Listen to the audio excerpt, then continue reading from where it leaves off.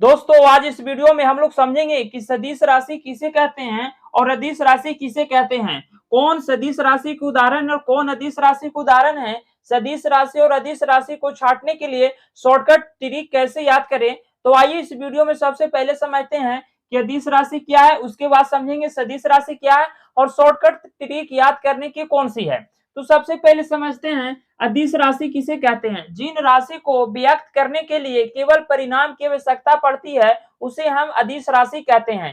केवल यानी किसी भी राशि को व्यक्त करना है, उनको व्यक्त करने के लिए केवल परिणाम की आवश्यकता पड़े उसे हम अदिश राशि कहते हैं। अदिश राशि का उदाहरण क्षेत्रफल, घनत्व, चाल, शक्ति और आयतन है। अब कैसे इसको समझते हैं। देखिए क्षेत्रफल लंबाई गुने चौड़ाई को मिलाकर के ही क्षेत्रफल निकाला गया है। तो यह तो क्षेत्रफल एक परिणाम है, लेकिन परिणाम है कितना लंबाई था, कितना चौड़ाई था, किस साइड ज्यादा लंबाई है, किस साइड कम चौड़ाई है, तो इसका कोई यानी शेप नहीं मिला, उसका आकार नहीं मिला। हो सकता है कि यानी वर्ग के शेप में हो सकता है कि आयतन के शेप में, हो सकता है छह यानी त्रिभुज के शेप में हो, तो इसका शेप नहीं मिला, केवल परिणाम मिला। इसीलिए हम ऐसे परिणाम केवल मिलते हैं तो ऐसे को अदिश राशि कहते हैं। जैसे घनत्व, घनत्व हम जानते हैं कि कहीं कहीं घनत्व ज्यादा होती है, आबादी का भी घनत्व ज्यादा होता है, यानी लोगों की कहीं घनी आबादी है, कहीं कम घनी आबादी है, तो जिसका जहां घनी आबादी रहेगा उसे हम घनत्व कहते हैं।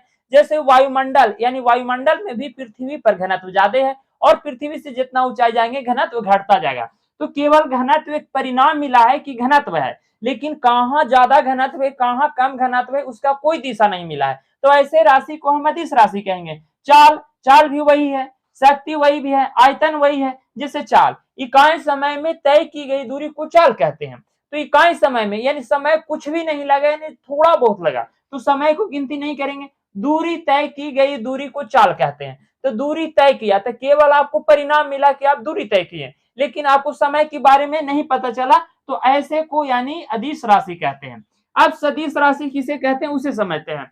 जिन राशि को व्यक्त करने के लिए परिणाम और दिशा दोनों की जरूरत पड़ता है उसे हम सदिश राशि कहते हैं। परिणाम भी मिले और दिशा भी मिले तो उसे हम सदिश राशि कहेंगे। जैसे विस्थापन, त्वरण, बल, आवेग, संवेग, बल घूर्ण, तो ऐसे को हम लोग यानी सदिश राशि कहते हैं। जैसे त्वरण यानी समय के साथ वेग में परिवर्तन की दर को त्वरण कहते हैं। समय के साथ साथ वेग जो उसका स्पीड है दिन प्रतिदिन बढ़ रहा है, हो सकता है कि समय के साथ धीरे धीरे घट रहा है, तो ऐसे दर को त्वरण कहते हैं। तो ऐसे राशि को हम सदिश राशि कहते हैं। विस्थापन यानी यहां से पटना गए और पटना से फिर घर आए तो विस्थापन 0 किलोमीटर। तो विस्थापन यानी पटना गए फिर वहां से आए, तो दिशा तो बता रहा है कि यहां से गए पटना, पटना जाने में मान लीजिए कि 40 किलोमीटर लगा, फिर पटना से घर आए 80 किलोमीटर, लेकिन जो विस्थापन हुआ वो फिर से घूम करके वही स्थान पर आ गए, तो विस्थापन 0 किलोमीटर, और 0 किलोमीटर तो दिशा भी बताए कि हम पटना गए फिर पटना से वापस आए,